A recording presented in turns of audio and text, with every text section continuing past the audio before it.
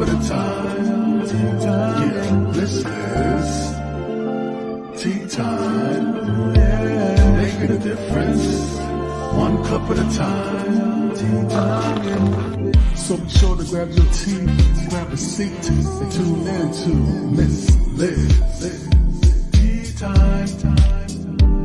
Making a difference. One cup at a time. Tea time. Yeah.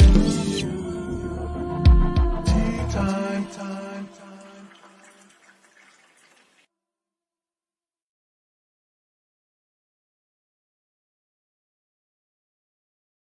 Well, welcome to Tea Time. That's right, Miss Liz is here, and it is a Monday, so you know what that means. It means it's a rescheduled tea time.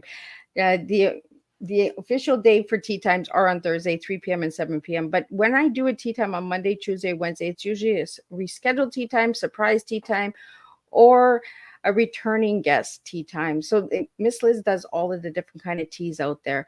So tonight I have the amazing Janice Burnette in the house, and she's an author and a former reading specialist. We're going to talk about inspiring children through Bible study, Bible stories.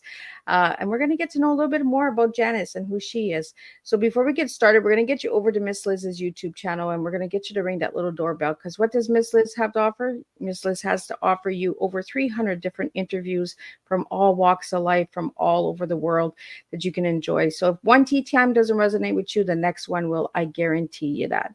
So let's get started with the disclaimer and then some bio on Janice, and then we're going to get Janice in here. We're going to spill you a tea of to enable and affirm today. That is the tea that we are serving tonight on Tea Time with Miss Liz. Disclaimer for Miss Liz's Tea Time live show. Miss Liz myself is going live using StreamYard.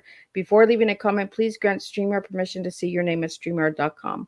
Please be advised that the content brought forward for any Tea Time show hosted by myself, Miss Liz, is always brought forward in good faith. However, may bring forward dialogues and opinions that are not representative of my platform. The facts and information are perceived to be accurate at the giving time of airing. All Tea Time guests and audience participants are responsible for using their good judgment in taking any action that may relate to the discussion. The content brought forward may include discussions for some where they may be emotionally at risk. It's significant to know that this show is engaging in discussion forums only to offer and inspire awareness and connection, and is not providing therapeutical advice. If you have any questions about the disclaimer or the panelist discussion, you may freely contact me, Miss Liz, through my email at bookingmissliz@gmail.com. Moving forward, should you choose to voluntarily participate in tonight's show in any aspect, I myself, Miss Liz, welcomes you. And should you decide that the show is not made for you at this time, I will respect those wishes, and we'll see you at a later show at a later date and time. And again, all Tea Time shows are done on Thursday, 3 p.m. and 7 p.m. Eastern Standard Time, unless it's a surprise tea time, returning tea time, or a rescheduled tea time. So now a little bit on my guest. Well, who is Janice? Well, Janice Burnette. Janice's story is one of dedication, passion, and unwavering commitment to education and community. From a young girl reading by the age of 5 to a seasoned reading specialist, Janice has continued to sprinkle her love for reading and teaching wherever she's gone.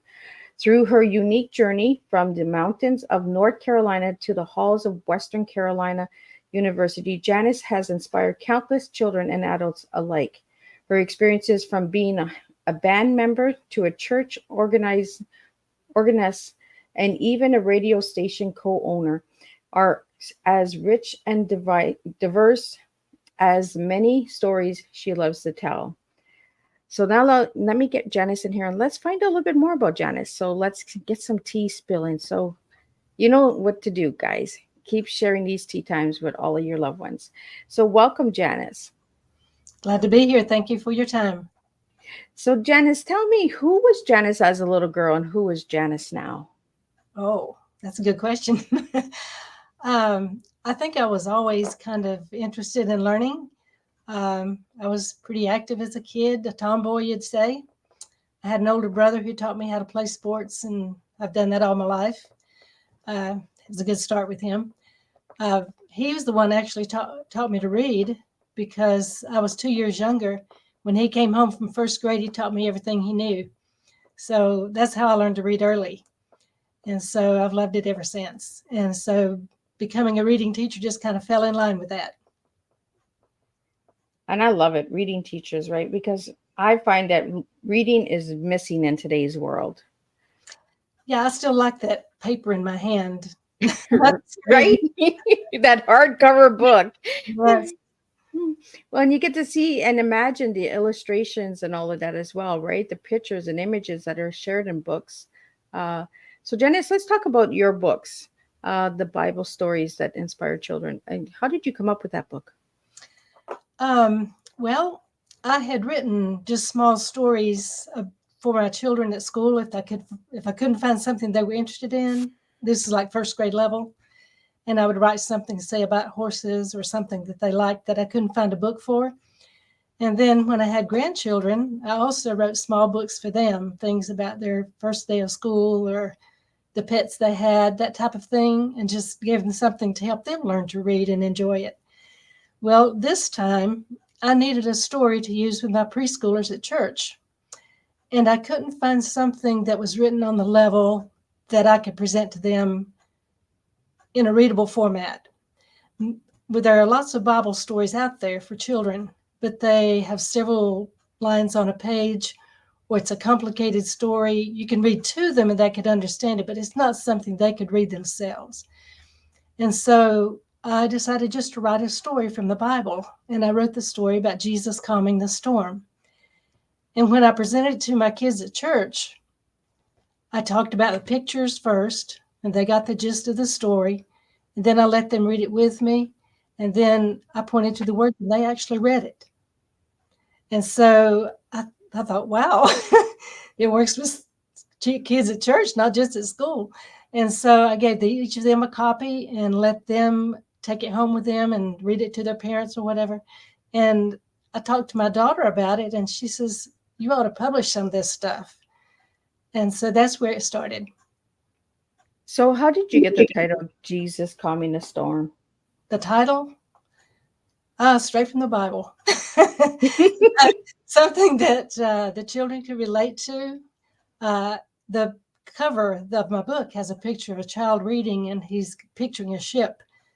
So that was kind of the theme of the book, I guess, because I like to stir a child's imagination, what it would be like to be back in Jesus' time and being on a ship, and what are you going to do if there's a storm? So it was kind of going from there. So, Janice, I want to take you back to the age of 5. So, what books were you reading at the age of 5? What was your favorite books?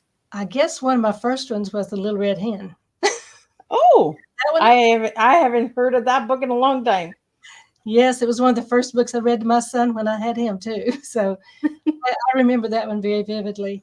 When I was a child, and I don't remember exactly how old, but I'd say 5, 6, 7, along in there, the Belk's store downtown had a bookshelf, and they had all those little golden books there. Oh, yeah. And my mom told me that the store owners knew us and that they would let us stand there and read books while she shopped. Oh. So I remember those little books. Those are amazing little books, and they were easy reads. Mm-hmm. A lot of repetition and, familiar lines, that kind of thing. Yeah. So as you got older, Janice, and you became a reading teacher, were you like working in the library, or were you doing reading classes? Like how did that work? I worked in the public schools, and much of my time, about half of my career, I'd say I worked with struggling readers. It was remedial reading or beginning readers who were having trouble. And those were with small groups, say 5 or 6, or with the reading program, it was a very intense one-on-one program. So that was really impressive, that the way that worked and how effective it was. But even when I went in the classroom and taught 30 kids at a time, I could still use some of those reading strategies. And the interesting thing was, some of the children I taught at 5th grade were those I had as first grade struggling readers, and they were now reading on grade level. That was a blessing, just to see that transformation in those years. So, Janice, you've always worked with like the elementary children? Elementary, yes. So ages 4 to 7, correct? Mostly. I did work with up through 8th grade. And then after retirement, I actually tutored some students in high school, but that was not in reading. It was general math and other subjects. So I want to ask you about struggling when you're reading. What causes the struggle? I think a lot of it is background,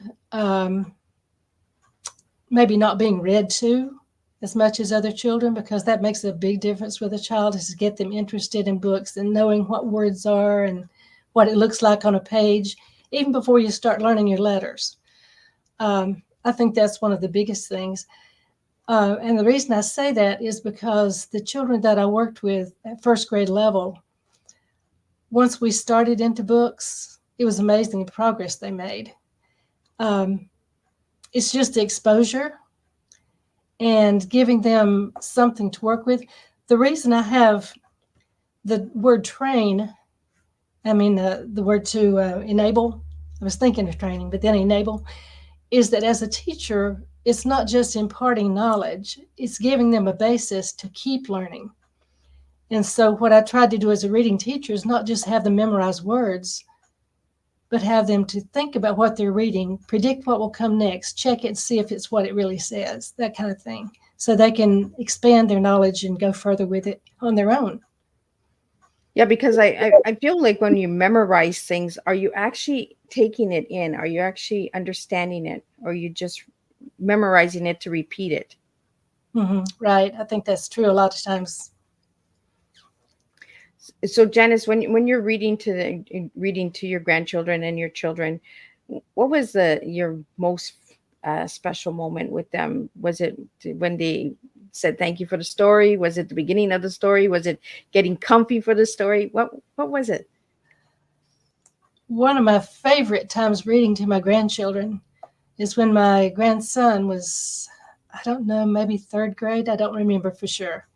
But he was reading a book that he had checked out at school, and it was kind of a adventure, disaster, survival kind of story. And I was keeping the kids that weekend while their parents were away on a mission trip. And we stayed up to 2:00 reading that book. But we ain't telling mom and dad, right? After a while. But it was a Friday night. We could do it. But we read that book. He read a page, I'd read a page, back and forth, and we just couldn't put it down. Oh, I think it's really important to read to children. I think it's really important that we get that connection to story time and sharing. And I like that you did that one page at a time, because it was a bonding time as well, right? Connecting time. Yes. Very much so, yes. So do you do that as a teacher? How do you mean, reading to children? Of course. Like the connection, like when you're reading a story, do you get the student to read one page and then teacher read the next page, or?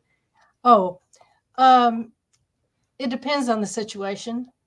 When I was doing the one-on-one with first graders, I did not read the book to them. I gave them some basis to start with, and then it was on their end to interpret and work it out. And I would just give them encouragement along the way, kind of thing. But as a classroom teacher, like I spent some of my career in 5th grade, and I would read to my kids every day. We had a novel or something that we were doing, or something that applied to one of our lessons. I'd fill it in with some kind of extra information. But I read to the kids every day, and I loved it. And I think they did too. They responded to the stories. Well, and I think it opens the imagination as well, right? Getting told stories and getting involved in the story, right? Oh, yes. And I think back in my school days, my first grade teacher read a book to us that became one of my favorites, of course. And then I can remember my 4th grade teacher reading to us, and the book she read became one of my favorites. So I thought, if that worked for me, it probably worked for other students too. And I hope that they would get into some of the things that I enjoyed, and they'd remember it for a lifetime. Absolutely.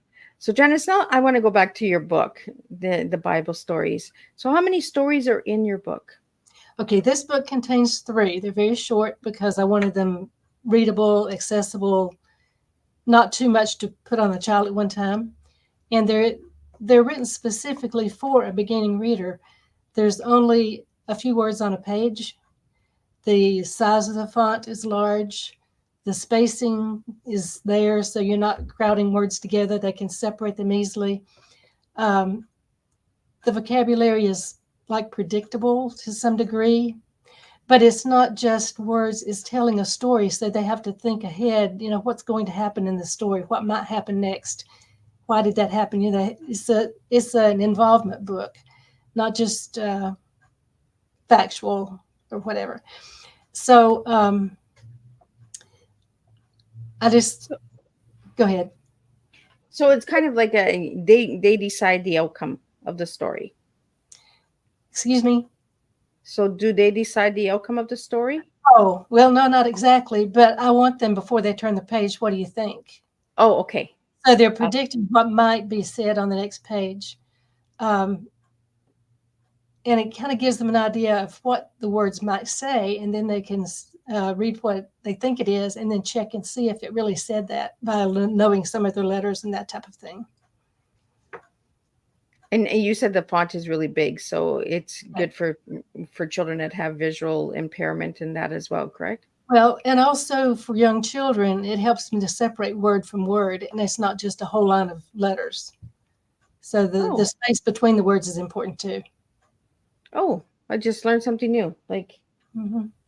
So spacing the letters helps you read better? Oh, well, it helps you separate words. That's the big thing.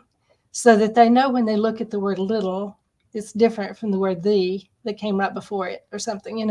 They can recognize, like if they were reading something like the little dog and they said something about, what else starts with D? The little duck.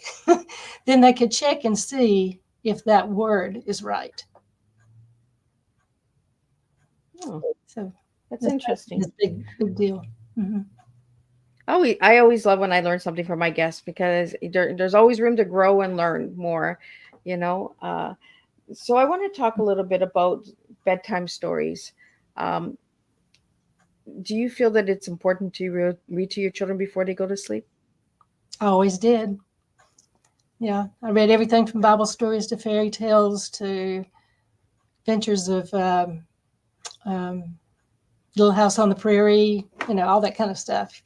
Oh, those were the good ones. Another reading story about my children, though. I was reading Charlotte's Web to my children when they were small. And my son's 3 years older than my girls. But he was probably about 6, and they were a little bit younger. But they loved the story at the beginning. And when it got to the part where the animals started talking, my son gave up. He says, I don't like that story anymore. It's not real. Oh. Yeah, they were really into it until that part. So do you find by reading stories that it opens up the airway to communicate as well, right? To have that conversation of, what do you think of this character? What do you think of the storyline? Do you ever get into a good conversation when you're reading a story? Oh, yeah. Yeah. And I think it's more than anything, more than the story, it's a bonding time because that child has your undivided attention. And it's a very positive situation where they have your undivided attention. It's not one they begged for. It's one they get because they're your child. And it's very special to have that time together. Well, I think bonding time is really important, and I think we need to bring it back. We need more bonding time with our grandchildren and our children, and just getting that conversation going. And that's what tea time is all about, is getting that open discussion going and using words. So the words that you gave me for your tea, Janice, was to enable and affirm. So why those 3 words? You told me why for the to and enable. So why the affirm? Okay, I was thinking along my teaching lines there, not just life in general, but along my teaching lines. Enable means that you're not, as I say, teaching is not just imparting knowledge, but you enable the child to build on what they know, to expand their learning. And then when they get it, you affirm it and say, yes, that's exactly right. I'll give an example of that. Teaching my first graders, like I say, it was one-on-one, just a single child. I had a child who had a really difficult home situation. And I was told before I taught her, be careful how you touch the child. She's very offended. And so I just sat beside her. I didn't pat her on the back or anything like that, like I might normally do to a child. And I was teaching her one day, and she did something in her reading, and she knew she had done it well. And she jumped up and gave me a hug. I could have cried. That's special. Well, I think there's so many children out there that are just lacking that bonding time, right? That's right. So, as a teacher, can you give me a moment that outstands everything that you taught? Is there one extra special moment in your life of teaching that stands out? That had to be one right there. Goodness, it's hard to come up with a moment, so to speak. I think one of the blessings is that when you see your children later and they come up to you and say, you made a difference. And because of you, I like to read. Because of you, this, whatever. It's nice to know you made a difference in their life. I think teachers are really important. And I have a grade 7 teacher who made a huge impact in my life. So I know exactly where you're coming from, Janice, with that. You know, you reach out 20, 30 years later and you say, thank you for remembering me, or thank you for seeing me or understanding me, right? It's deeply important. Um, I want to thank you for your services as a teacher, because teachers don't get enough appreciation. So thank you for that. As you know, teaching in a church, teaching in schools, teachers are really deeply important, and we don't give enough appreciation to teachers. So if anyone out there has a teacher that has left a moment in your heart and made a difference, share that in the comments and share that with Miss Liz. I'd like to know where all the teachers are, and maybe we can give a special shout out to all these incredible teachers out there. So, Janice, I want to get into the other two stories. So, you gave me story one, Jesus calming the storm. So, could you tell me a little bit about the other two stories? Okay, one of them is about Jesus meeting the woman at the well. And that's kind of a tough story for children, but I wrote it because I had used it with my kids at church fairly recently. And the way I wrote it was the conversation between Jesus and the woman. And he would say something and she'd say, what? If the story, she didn't believe it. And then he'd tell her something else and she'd say, what? And she said a little bit louder. And then when he tells her who he is, she says, what? And in the writing, the words get bigger and bigger as she says it louder and louder. And she drops her pot and runs off to tell everybody. So I tried to make it as child-friendly conversation as I could. But that's one example with a woman at the well. And another one was the story about feeding the 5,000, which is a story that most children really relate to. All of them know what it's like to be hungry. They come in where we are. And I didn't have a good breakfast. I want my snack now. And we have to have it certain times. But they can all relate to that. But I used some numbers in that one, like the number 5,000, which would be a new number for small kids to learn. But also when they're counting the loaves of bread and the 2 fish, have those numbers in the book. So things like that actually help the child in other ways other than just words. And another thing I did is at the end of the story, when they have all those baskets left over, I wrote the word, wow, because it's something special. And at the end of the storm, when the storm stopped, I put, awesome. They love that. It's empowering words, right? And they're really simple, and we don't hear them often. Mm-hmm. So, Yeah. Janice, do you have the book there with you? I do. Could I see it? Okay. This way. Okay. There we go.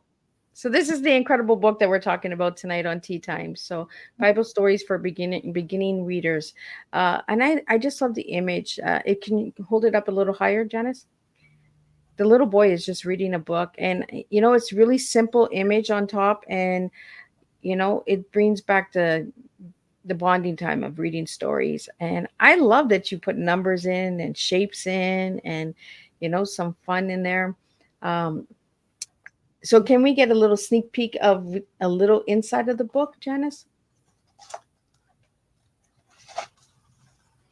Okay, let's see. Here's an example of a Oh, page there where Jesus tells the disciples to go and feed the people, but they have no money and no food. So the words and the pictures supplement each other. very simple images too. I like it. And as I said, few words on a page with a large font. And then they spot the boy that has food. He has food. And then here's the page I was telling you about with the numbers 1, 2, 3, 4, 5 loaves of bread. And then get my book in the right place. 1, 2 fish. The one I was telling you about, the Samaritan woman, I called it Jesus Gives Living Water. And here she comes with her water pot. He asks her for a drink of water. She says, "What?" Because if you know the story, most people would not speak to her. It was unusual for a man to speak to her. So she says, "What?" And then he says, "I can give you living water." And she says, "What?"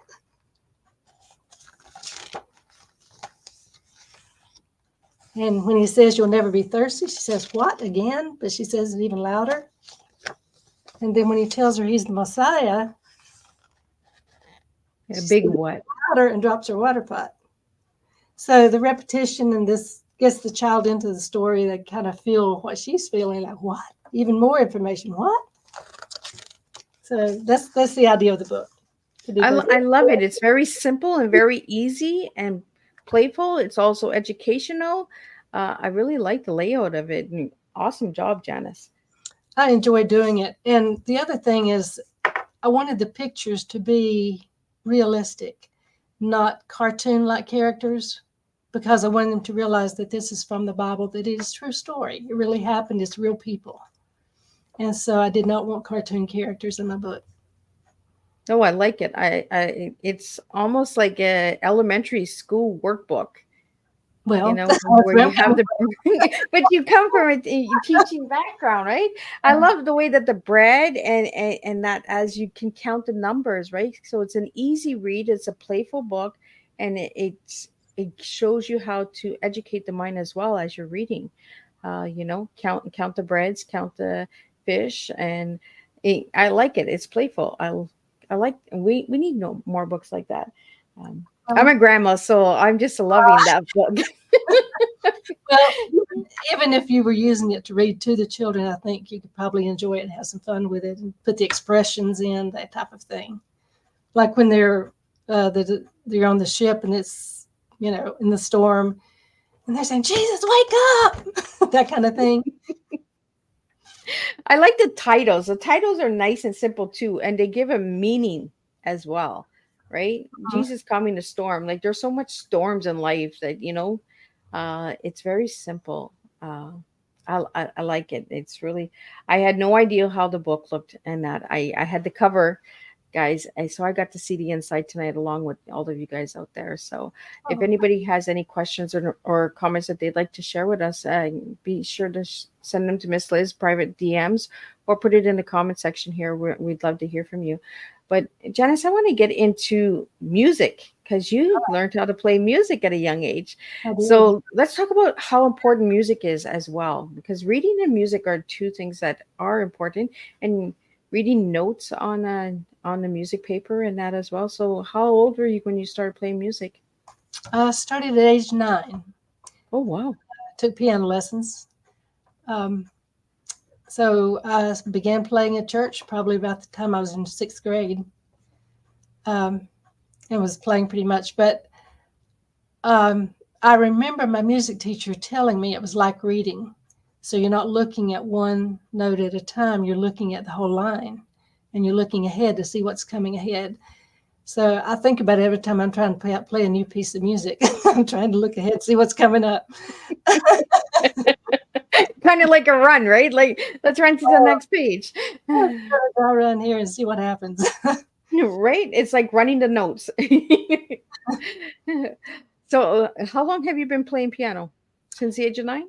Yeah, I was in third grade, and been playing ever since. I took lessons until I was in high school, and my teacher was older and was not able to teach anymore. So I stopped taking lessons, but I've learned a lot more since then, just playing in churches and having, say, choir directors that would give me a piece of music that might not be easy, that I'd work on.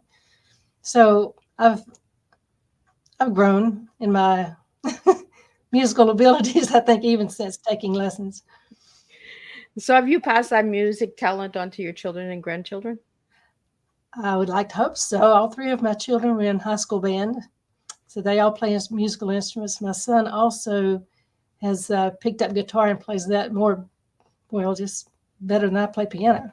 He just really does well with guitar. And one of my daughters plays a French horn, the other plays saxophone. My grandson he's starting band now. He's playing trombone. My granddaughter is playing guitar in her church praise band. So I think it kind of goes with it. I think Janice's family's got their own little music band going on here. Yes, we've enjoyed doing some music together, but we don't do it often enough together. So, Janice, I want to talk about church and missionary because you've done a lot of mission work as well. Yeah. So, could you share a little bit about that for anybody that might be interested on knowing more about missions and how they work and all that? Right.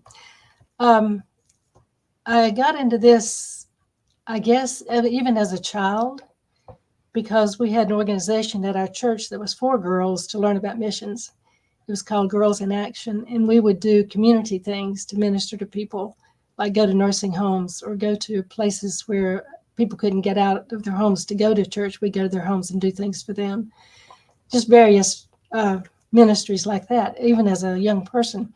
My mother was a nurse, and she worked at a home for mentally handicapped children. And so we got going there and helping children with different projects and working with the patients there. That's when I learned to play accordion, because we would go Christmas caroling and we needed some accompaniment. So my mom bought me an accordion when I was about, I think, 6th grade, along in there. And so I've been playing that since too. But that's mostly when I use that. It's like when we're going outside somewhere and I need that accompaniment to play accordion with the songs. But as far as missions goes, my first really big mission trip, I guess, was to Brazil. Oh, wow. Yeah, that's the first time I'd ever been on a plane too. But my husband and I went there in the early 90s, and went to Sao Paulo. It was very, I'd say, eye-opening, but a tense time for me because I'd never been out of the country. I wasn't in a situation before where I didn't speak the language. That was really tough for me to feel comfortable. But we had an interpreter with us most of the time and really made some good friends there. And it really was a blessing. Before we came home, we just talked to each other and said, we've finally done something well with our lives. It just really made that much of an impact. When our children were just ending high school, we decided we wanted to do something with them as a family before they left home and do some kind of trip. So in our church, which is a small church, we probably had 50 people on Sunday morning or something, but we had a good youth team. 3 of the kids were ours, but we had several more. And we put them together and worked on a project, practiced several days, weeks. And we went to South Carolina to Hunting Island and did a day camp for kids at the campground there. That was a really special time to have our whole family working together on that particular trip when they were friends too. Since then, my daughter got her degree in religious education and was able to spend several, summers in South America and China and different places that she's been on mission trips. And so she got me to go to Africa with her. I can't believe now that I actually did that, just the two of us.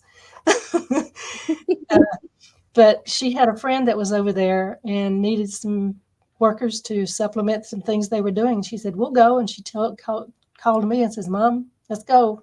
And we did.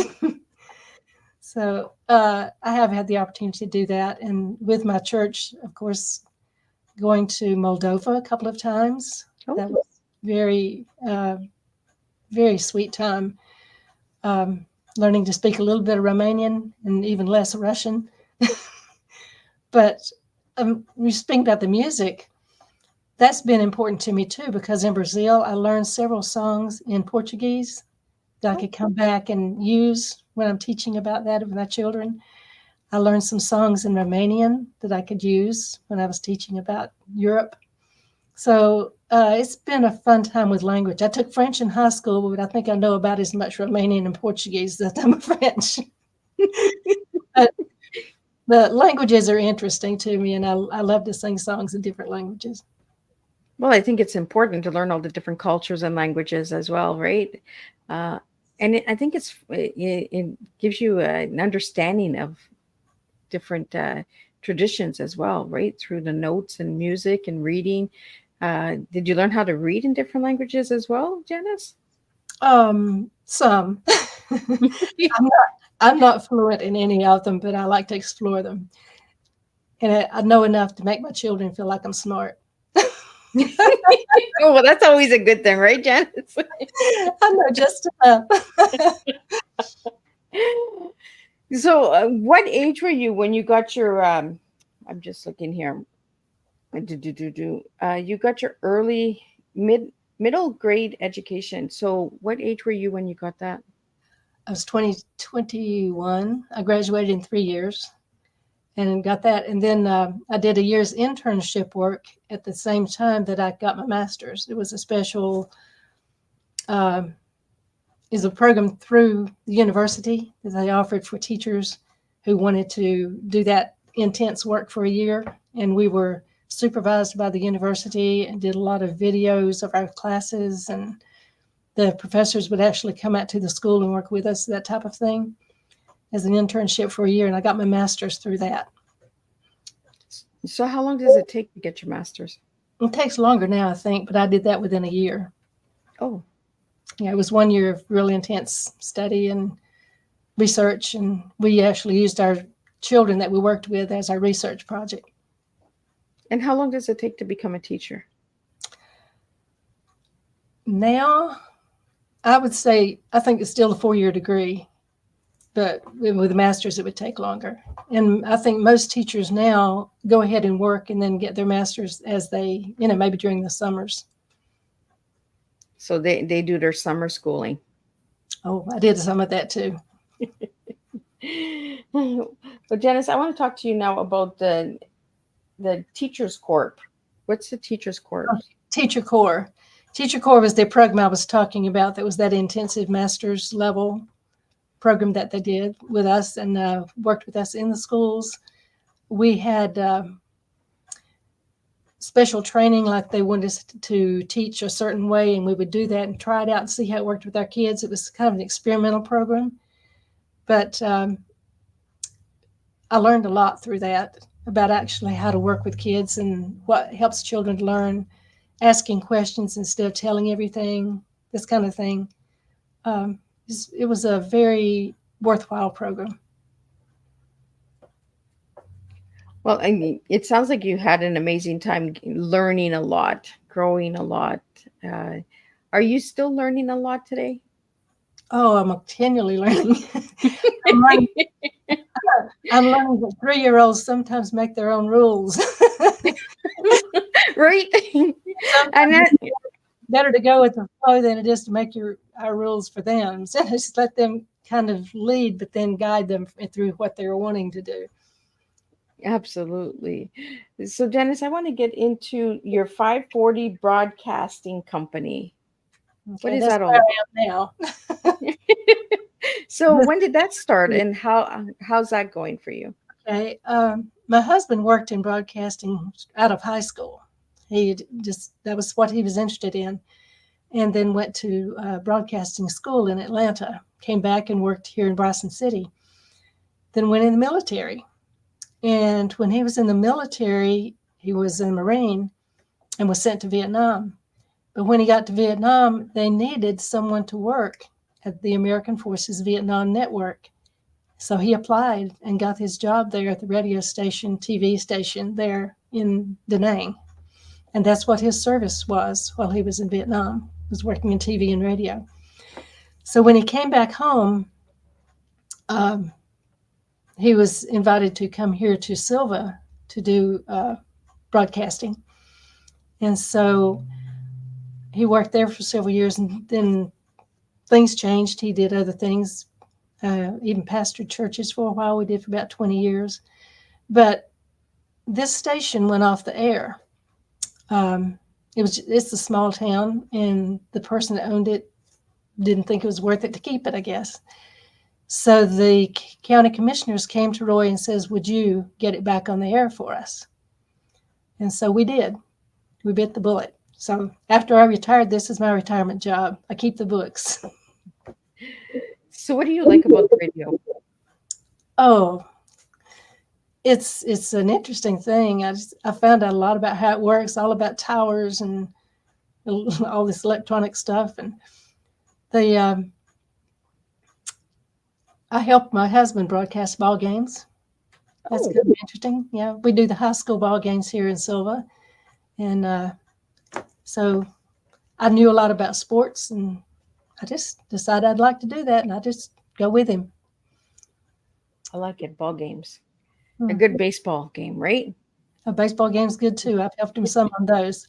He's got another guy that likes to do baseball and football. So if that guy's not there, I go. But most of the time he has somebody, I usually help him with the basketball part. So, and do you guys play any music on the radio? Oh, yes. The format here in Silva is like adult contemporary. But we also have the station in Bryson City, the one he started with as a teenager. And we do classic country there. Oh, awesome. Yeah. And then he has special bluegrass and gospel music on weekends. So anybody wanted to listen to that radio station, what channel is it?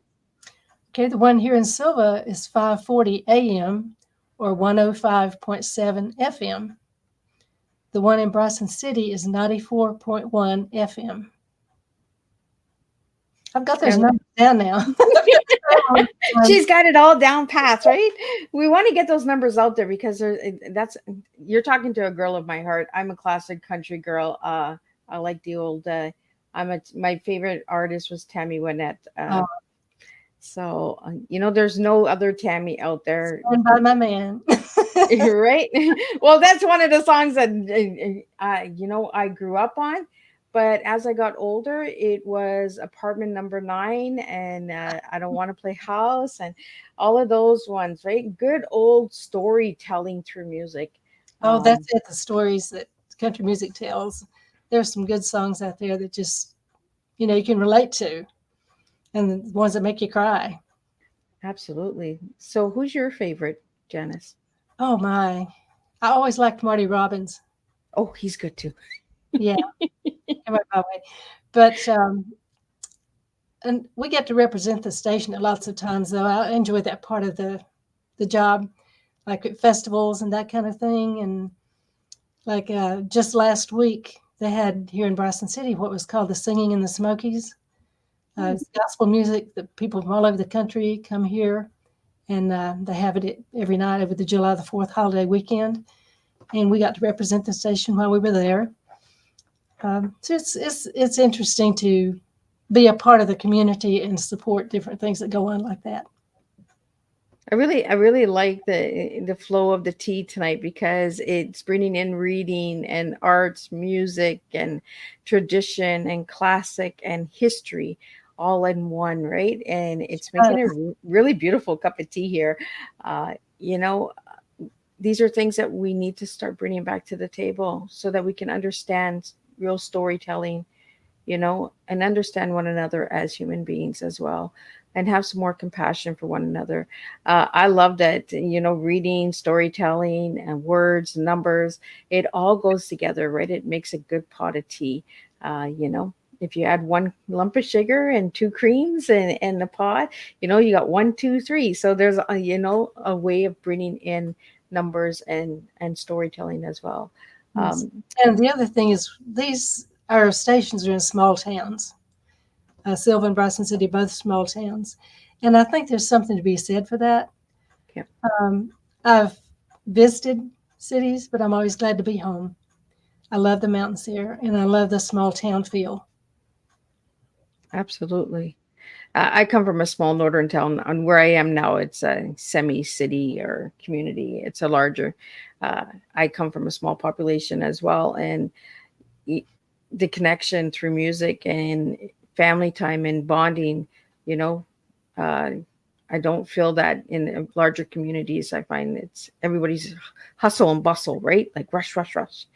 Where the smaller communities take in pace, I find a lot more. So.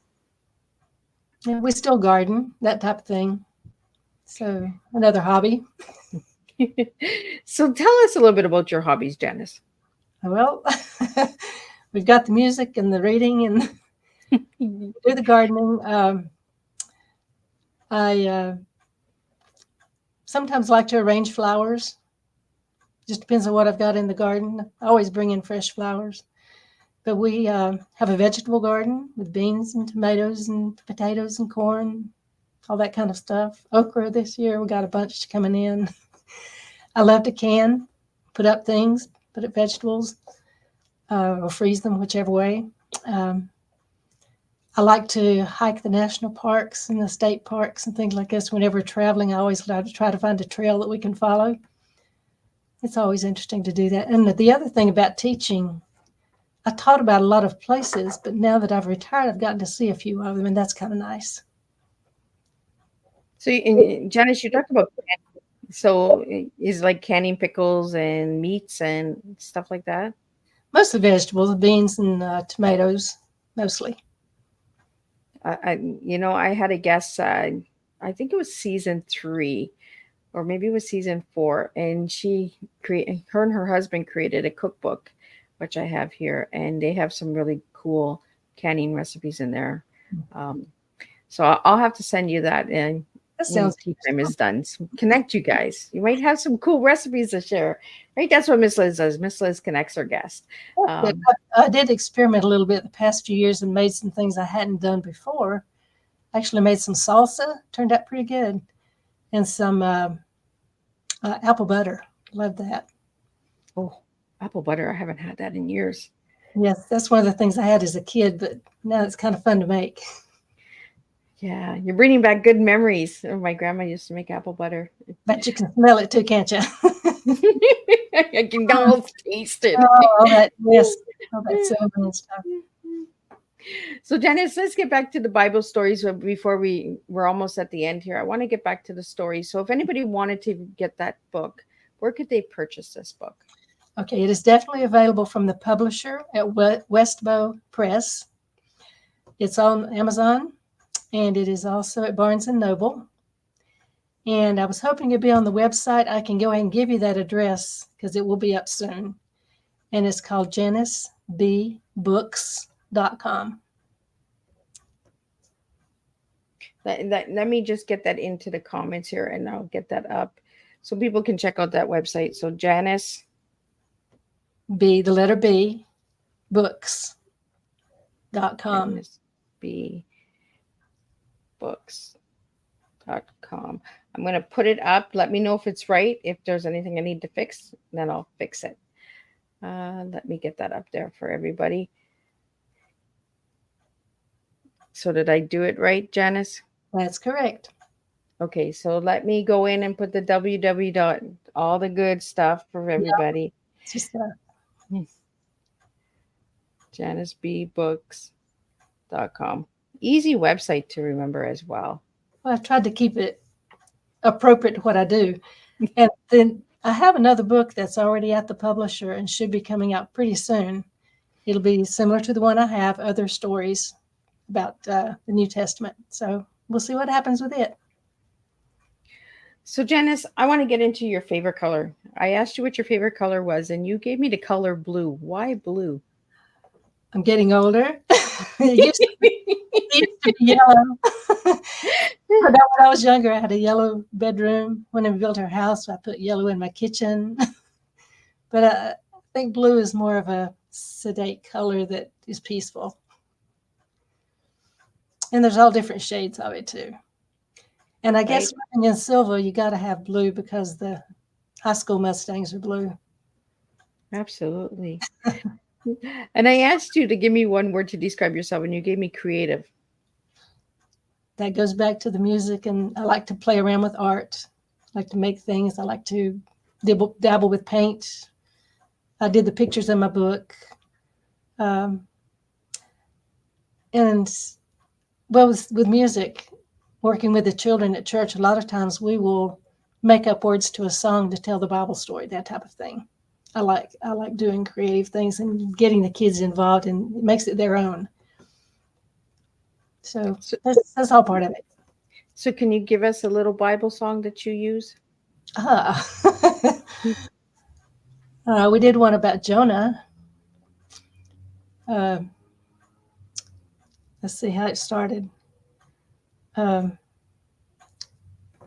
Lord told Jonah, go and preach. We did it to the tune of Mary Had a Little Lamb, I think.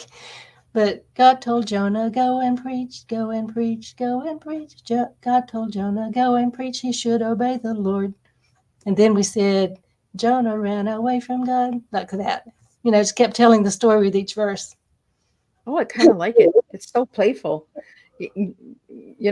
Nursery rhymes and poems and songs and jingles. We need to bring all that stuff back. This is going to take you back to the past and have some fun. Well, let me tell you something else. When I was teaching school, I made up, kids have trouble, this is 5th grade, with the globe and latitude and longitude. So I made up a song to where is that little dog gone? But I put where is that latitude line? Where can it be? The lines run east and west, measure north and south, that kind of thing. I put that in the words. So they learn latitude and longitude by singing. Oh, that's cool. Yeah, I enjoyed it. I learned my 4 directions, north, west, east, and south, from never eat shredded wheats. Yeah. That are really good to help us. That's how my grandma would always make sure that we had our shredded wheats. I'd be like, no, never eat shredded wheats. But that's how she taught me how to know north, west, east, and south. She used to tell me, never eat shredded wheats. And then she'd be, here's your bowl of shredded wheats. And I'd be like, no, you said never eat them. So Janice, I noticed here in your bio that you also write poems. I have written a few, not published, just for family or friends or whatever. I enjoy that too. So have you ever published any of your poems? No.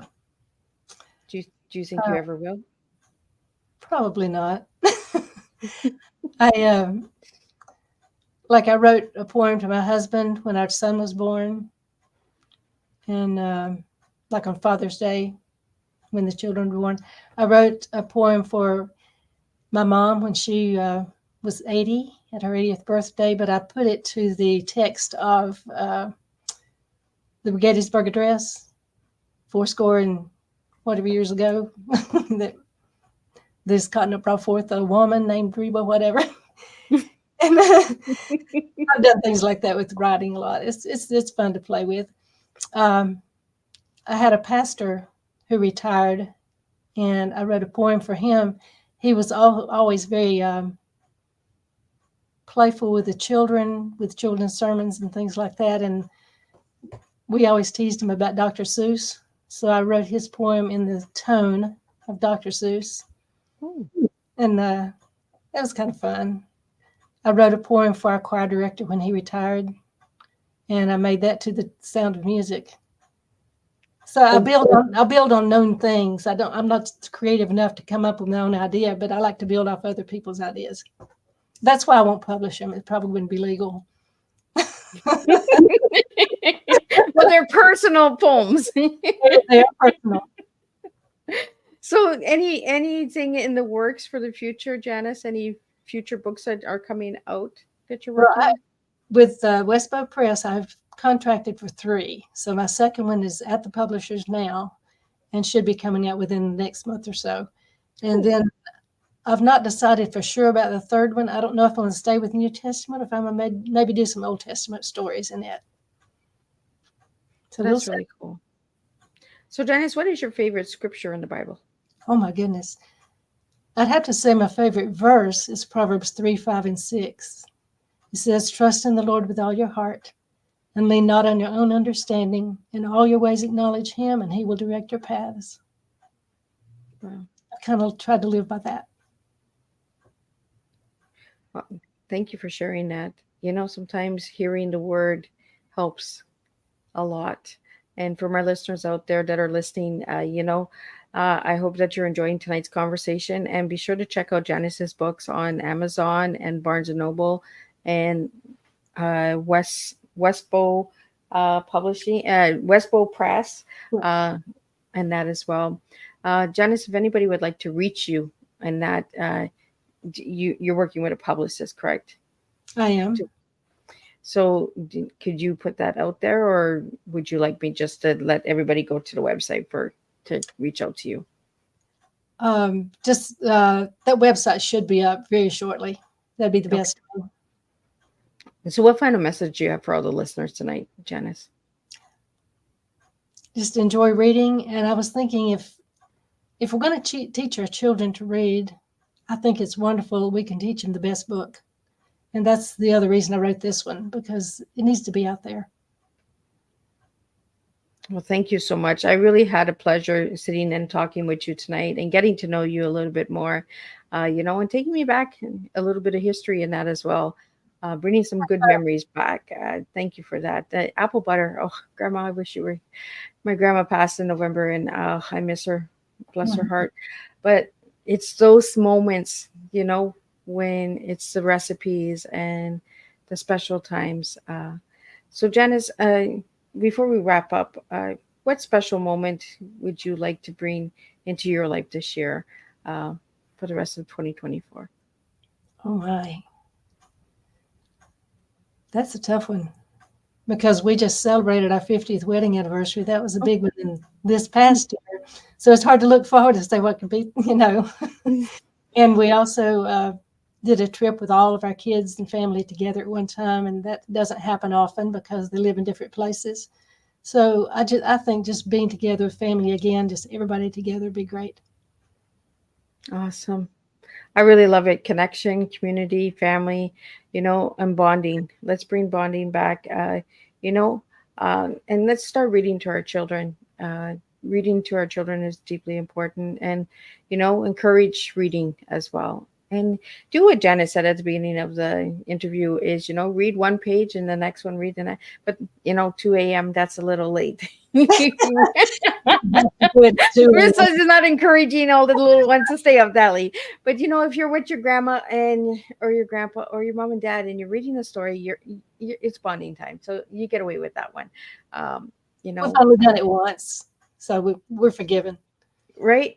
And it was a special time. It's a special moment now. It's like my little granddaughter said to me the other day, I got you wrapped around my little finger, Nanny. And I said, oh, I'm not sure about that one. And she's like, yep. And I was like, oh, maybe she does. And how old is the granddaughter? She's 3. So yeah, so she's got her nanny wrapped around her little finger. So but thank you again, Janice, for sitting and talking with me tonight. Thank you to all the listeners out there. I see you guys popping in and out. We have a couple of little glitches here, technology. So Instagram, yes, it was broadcasting, but it got cut off for some reason. I'm not sure. But again, if you guys would like to know more about Miss Liz or anything like that, about any of the tea times, check out Miss Liz's website at www.misslizsteatimes.com, and also go over to Miss Liz's YouTube channel. Give that little bell a ring, and you can watch these tea times at 2 a.m. when you're done reading a book. So we will be back on Thursday at 3 p.m. with Brasha Goetz. She's back, and it's 3 times that she'll She'll be here having tea. So we're going to really be having a strong cup of tea. And our 7 p.m. tea time has been rescheduled until August 5th because of a hurricane that was in Texas. All of my guest safety comes first before an interview. So we have rescheduled that one, so you can see that one in August. And the press release will be released in the next 24 hours for my August lineup. So you can check that all out as well. So until then, I will see everybody on Thursday, same time, same place. And we're going to serve a different cup of tea to you all to enjoy so we can teach educational awareness one cup of tea at a time. So thank you all for joining me tonight. Thank you.